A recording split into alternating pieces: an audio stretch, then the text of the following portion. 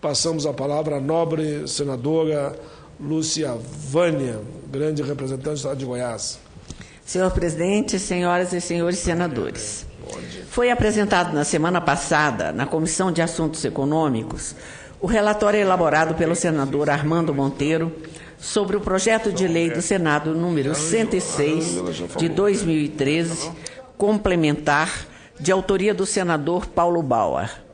O projeto se insere nos esforços que vimos empreendendo nesta casa no sentido de reformar o ICMS, componente importante da reforma tributária. Com efeito, o próprio ministro Mantega declarou que a mudança no ICMS representa 70% de uma reforma tributária.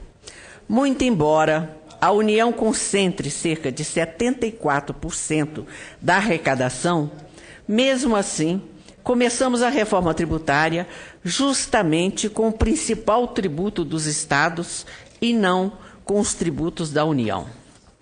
Apesar dessa evidente assimetria, concordo que o ICMS precisa passar por uma reformulação, mas reformulação essa que não prejudique os estados em desenvolvimento e que não permita que os estados sejam meros receptores de repasses de recursos à mercê da vontade daqueles que estão no poder.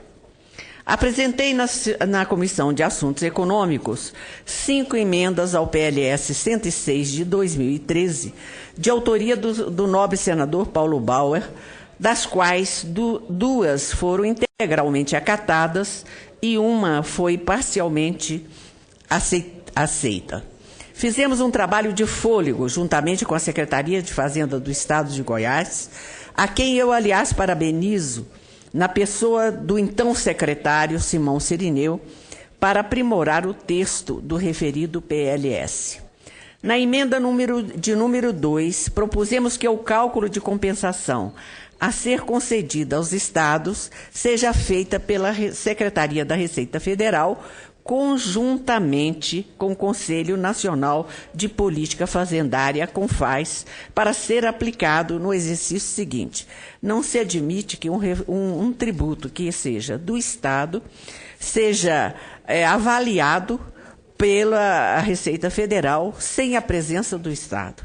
A motivação de tal emenda é que, por ser o ICMS um tributo estadual, é importante que técnicos da esfera estadual acompanhem a apuração de valores, pois são eles que detêm, em grande medida, o conhecimento necessário e que podem, portanto, resguardar os interesses das unidades federadas envolvidas. Na emenda de número 3, propusemos a definição da metodologia a ser utilizada para apuração da perda da arrecadação, que corresponderá aos valores a serem ressarcidos aos estados, de forma a permitir o cálculo, ainda que por estimativa, dos recursos a serem transferidos. Nesta mesma emenda, propusemos que a atualização de valores de que trata o inciso se refira ao montante e não a cada parcela de compensação. Na mesma emenda, pretendemos ainda determinar o ajuste da diferença entre o impacto estimado e o impacto real da perda de arrecadação, uma vez que os recursos serão estimados sempre com base nas operações do ano anterior ao da apuração. Entretanto, o impacto real só pode ser calculado no ano seguinte ao da distribuição.